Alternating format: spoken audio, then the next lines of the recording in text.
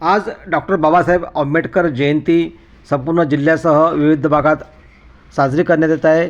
जिल्ह्यातील कठोरा गांधी येथे सुद्धा जयंती साजरी करण्यात येत असून अभिवादन करण्यात येत आहे।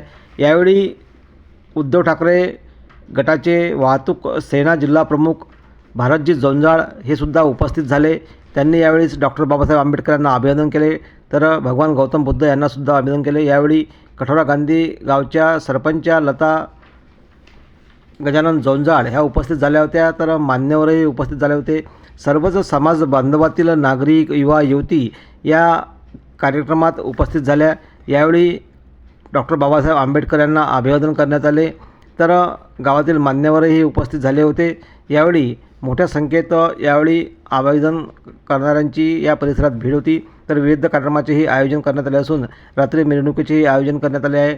यावेळी वाहतूक सेनेचे भारत जोंजाळ, शिवसेना उद्धव ठाकरे बाळासाहेब गटाचे यांनी सर्व मान्यवरांचे अभिनंदन केले आहे, तर कार्यक्रमाला त्यांनी प्रामुख्याने यावेळी उपस्थिती दर्शवली आहे।